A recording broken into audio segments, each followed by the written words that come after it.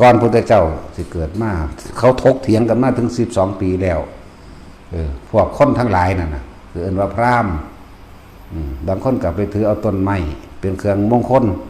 เป็นเครื่องปกปักรักษาตัวเองเป็นเครื่องเป็นตัวเรียกทรัพย์เป็นเครื่องป้องกันพูดผีปีศาจเป็นเครื่องป้องกันสัตว์ร้ายเป็นเครื่องป้องกันเจ็บไข้ได้ป่วยอาจจะว่าระบาดบางคนก็ไปถือเอาเสือเอาสร้างเอาสัตว์แต่พ่อได้เข้าใจแน่ถือคือคนถือเอาเขียวหมูตันนั่นแหละเนาะ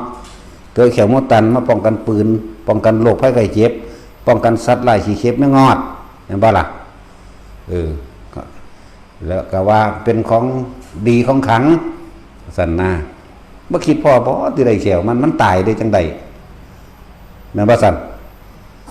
ไปยิ่งเอามันตายเลย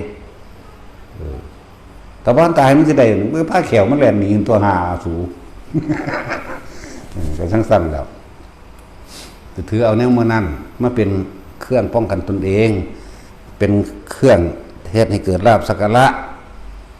บางคนก็ถือประเภทเป็นต้นไม้ใหญ่มันบ่ล่ะบวงสรวงต้นไม้ใหญ่แล้วก็มีวาดมีผีหรือมีเทวดาศักดิ์สิทธิ์ดลบันดาลนั่นนี่ให้อยู่ต้นไม้นั่นนะบางคนก็ถือเอาภูเขาบางคนก็ถือเอาดวงดาวนั่นแหละทั้งสั้นแหละ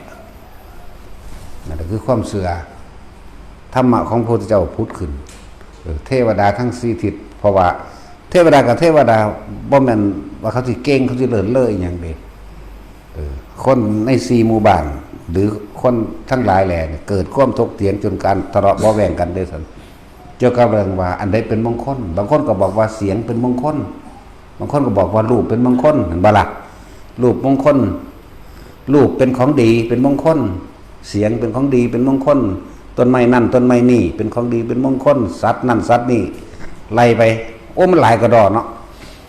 เทพเจ้าพระพรหมเป็นผู้สร้างโลกพระพรหมเป็นผู้ดลบันดาลพระพรหมเป็นนั่นเป็นนี่ก็ว่าไปเกิดความทะเลาะถกเถียงกัน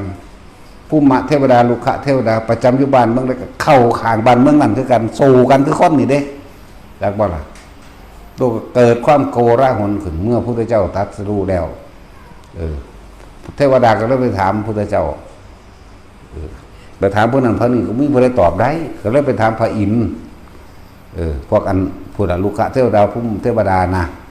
พระอินทร์ก็ว่าตอนนี้พระพุทธเจ้าเกิดขึ้นเต้นั่นได้อยู่ราชคฤห์เดี๋ยวคือบ่ไปถามเพิ่นก็เลยพากันลงไปถามเลยเหมือนกันเทวทูตทั้ง4เทวดาทั้ง4ทัตตระทะแนกุเว้นแนเหตุให้เชตวันแจ้งสว่างรุ่งเรื่องเกิดขึ้นในก่อนที่แจ้งประมาณตี 3แล่นไปหาตี 4แจ้งสว่างสวัยก็ถามเรื่องมงคลเลยแต่ว่าพุทธเจ้าก็เทศได้ล่ะอาเสวนาจะพารานังปฏิตานันจะเสวนาปูชาจะปูชาหนึ่งอย่างเอตมังกรมุตตมังปฏิรูปเทสวาโสจะพุทธเจ้าก็เทศให้ฟังมันเป็นภาษานั้นจะขบความจะขบคนพาลจะสนทนากับคนพาลเด้อนี่แหละคือมงคลภาษาให้ขบตนักปราชญ์บัณฑิตบูชาบุคคลหรือคนบูชาคนที่สร้างประโยชน์เด้อเหตุตามเพลินบูชาแต่ว่ายินดีกับทำตามเด้อบ่แม่นเอาดอกไม้ขึ้นหิ้งพระบ่แม่นเอาดอกไม้หั่นเน็บนั่นเน็บนี่บ่แม่นเอาดอกไม้ไปขอลองอ่อนวอนบูชาแปลว่ายินดีกับทำตามด้วยความเคารพเข้าใจว่าล่ะบูชาแปลว่าจังซี่ปฏิรูปประเทศสวาโสจะอยู่ในสถานที่หรือประเทศอันสมควรบ่ได้แปลว่าประเทศอเมริกาประเทศไทยประเทศลาวบ่ได้แปลว่าประเทศอันอื่นเด้สถานที่อันสมควรประเทศนะแต่เฮาซุมื้อนี้แปลว่าประเทศนั้นประเทศนี้แม่นบ่สถานที่ถ้ามันบ่สมควรหรืออยู่ในสถานที่นั้นๆบ้านเมืองนั้นๆนั่นแหละหมู่บ้านนั้นๆกุศลไม่เกิดก็ให้หนีซะเข้าใจว่าล่ะแล้วถ้ามันเกิดแล้วก็อยู่หมู่บ้านนั้นๆมีผู้นำที่มีศีลมีธรรมภาคกระทำแต่ความดีกุศลมันเกิดให้อยู่และถึงสั้นบำรุงเลี้ยงมารดาบิดาเลี้ยงบุตรและภรรยาเคารพบุคคลผู้มีอายุอย่าทำลายนี่ก็ยกไว้อย่างหนึ่งมีอายุนี่เขาซอยเหลือตัวเองบ่ได้แต่ว่ามีอายุอย่างหนึ่งเรียกว่าวัยวุฒิเรียกว่าวัยวุฒิอย่างหนึ่งคุณวุฒิก็อย่างหนึ่งถึงเขาสิปากได้ก็สร้างเถอะอย่าไปด่าเขาเฒ่า นี่ก็อย่างหนึ่งเห็นบ่นั่นแล้ว พูดเพิ่นก็ไล่ไปจนไปยังล่ะถึงถ้าพุทธัสสะโลกธรรมมีหิจิตตังยัสสนะกัมปติอโศกังวริชังเขมังจิตที่ถูกโลกธรรมกระทบแล้วจนไม่ไหวนั่นแหละเป็นมงคลอันสูงสุดนิพพานัสสจิกิริยาเอตมังคารมุตตมังนี่บอกมันจบอย่าบ้าล่ะบุคคลผู้ทำให้แจ้งแล้วซึ่งพระนิพพานอันเป็นการดับทุกข์